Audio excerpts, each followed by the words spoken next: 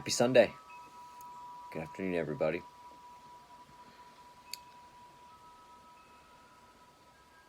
I'm going to do some more looking in.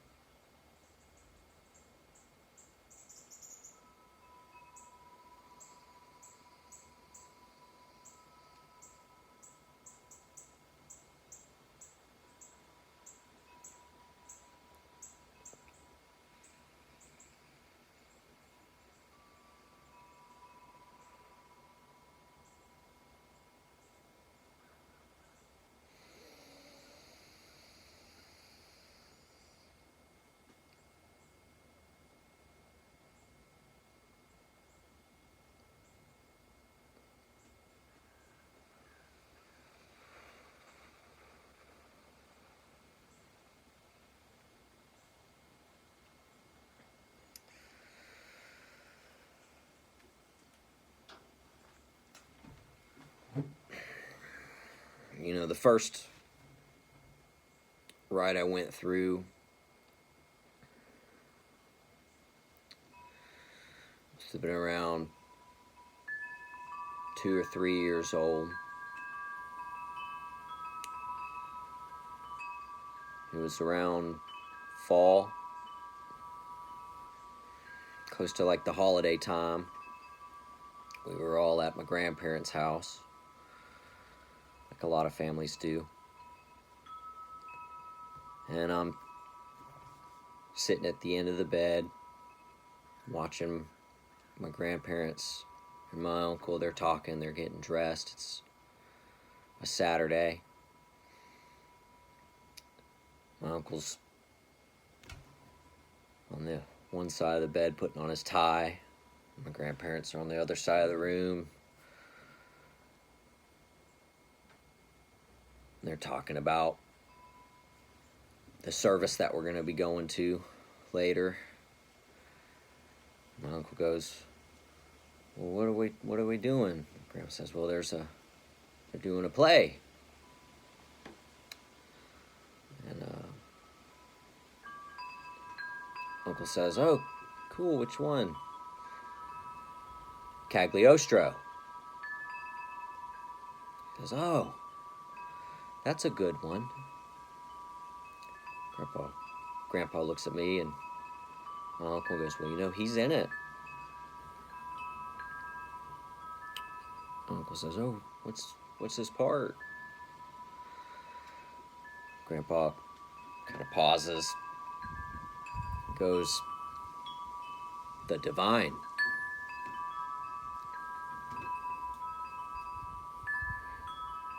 If you've never witnessed a high magic ritual, it's a lot like a play.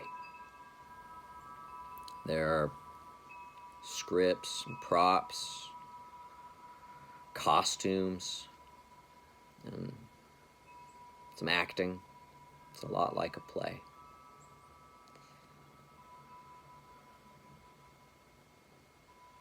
That's all I pretty much remember for that part of it. We fast forward, and it's later that day, and I'm in the car with my mom and dad, and we're heading towards the church.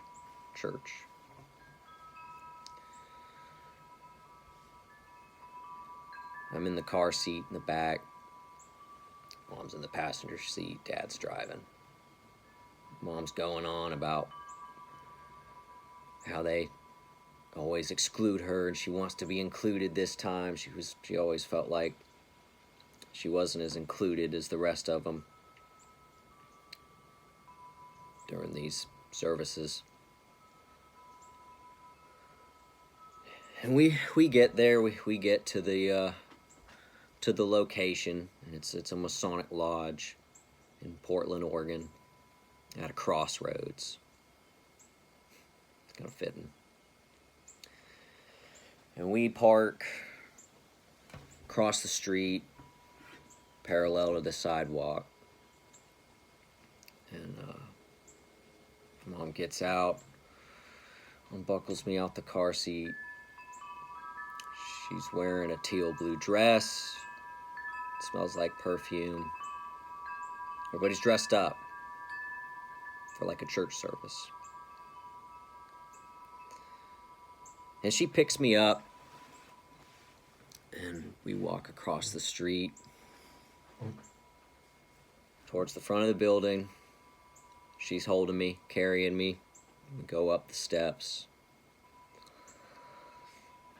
And when we cross through the threshold, we're greeted by some of the men there, and my aunt's in the part that's usually, there's like, just like a church. You go through and there's that like hallway between the front door and the sanctuary.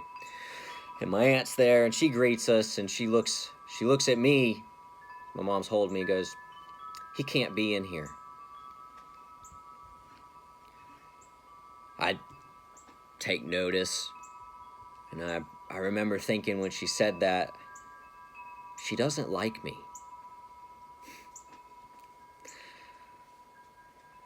Anyway, my mom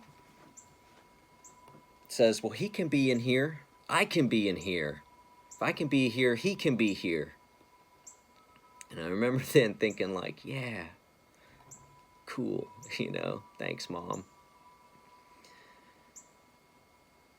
And my aunt still argues, no, he shouldn't be in here. He can't see this stuff. But my mom won't listen. She's not taking it. And so my aunt storms off. And we walk through the threshold into the sanctuary. Mom's still holding me. And I remember looking around, and I see these men wearing these hats and white gloves and aprons, like, different necklaces. Everyone's all dressed up, but in like funny outfits. There's a guy wearing like almost like a pirate's hat with a feather, a big feather. I noticed the art on the wall. And I look to the ceiling, and in the middle of the ceiling is an eye looking in. And I remember thinking to myself, I've never been in a church like this before. And I think it's cool. It seemed a lot cooler than the churches that I was in. Anyway, Mom's still holding me. People are socializing. Some men come up and talk to her. And one man comes up and talks to her, and she goes, he can be in here, right? He says, "Oh, yeah. Yeah, he can be in here for sure." And my aunt comes up then, and she talks to the man in front of me and my mom, and she says, "Well, he can't be in here." He says, "Oh, yeah, he can." She says, No, he can't." And then she goes up to him and cups her hand, says something in a whisper. The man looks, starts to look a little more serious. And he says to my mom, No, he can't be in here. And y'all are gonna have to go to the pastoral house across the street. And we'll come get you after the service. My mom is frustrated, probably feels pretty defeated. Storms out. She walks out with me, not happy about it. I remember feeling upset about it too and rejected. I didn't exactly know why. And so she walks me, carry me across the street. And we get to the pastoral house. It's like a grayish bluish color with a front porch and a big window, like a 2-story house with a window right in the middle of the roof. And we walk in. And the way that the house is kind of set up, you go in and there's a stairway that leads up to the second story, kind of like onto the left, like as you come through the front door. There's like a kitchen dining area to the right, like a little hallway. Imagine where maybe some other bedrooms and stuff. And we sit down and it's empty. And it's just me and Mom. And she's upset. She seems impatient. And she goes, I'm gonna go back. I'm gonna go back. Stay in the house. Don't go anywhere. Stay in the house. And I go, okay. I was eager to please. And so she leaves. And I'm in this house. Alone. I look around. I walk around the hall. And walking in the kitchen area. Start exploring. House had wooden floors. And I make my way to the staircase. I walk up the stairs. I'm going up. As you get to the top of the stairway, there's like a door right at the front, I think to a bathroom, and it kind of curves to the right, and then there's another hall that kind of comes around, kind of like a wrapping, and then there's another door. And I heard something in the other door, or in that room, and I walk towards it. And I creak open the door.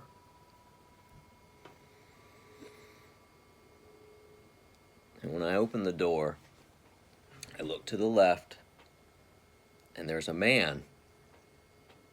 And he's kind of turned around, and he's wearing a black robe, and he turns. And he sees me. And I see him. And he looks startled. And then he kind of squints his eyes and he throws on a mask. A black and red mask with a pointed top.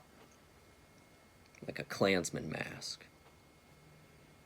And then he turns around and charges me. And I'm frightened. I run. I turn to the right and I run towards the window. I see the window and I'm thinking, I think maybe I can call for help. I fall, and then I black out.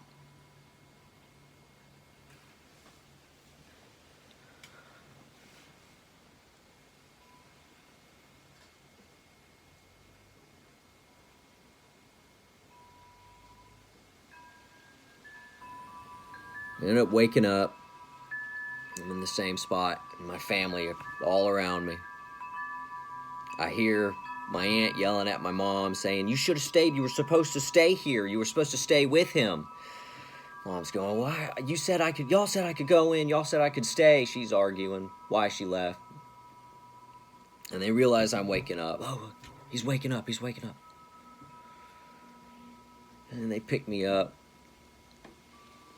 And I'm feeling confused. Was that a dream? What happened? I'm cold, and I'm hungry.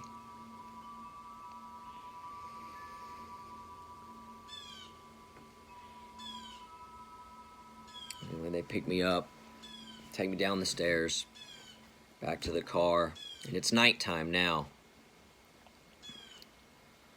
It's dark outside. And they buckle me in the car, in my car seat. Dad gets in the driver's seat. Mom gets in the passenger seat. And they start to drive off.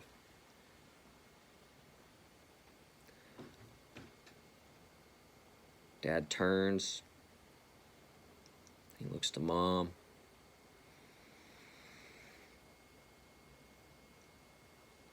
And he goes, "I think he saw me."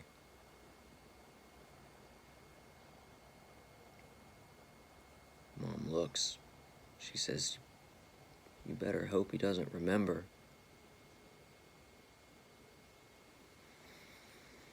He says he won't.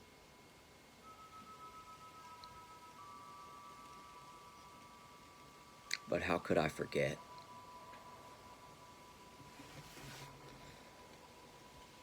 That was my first ritual.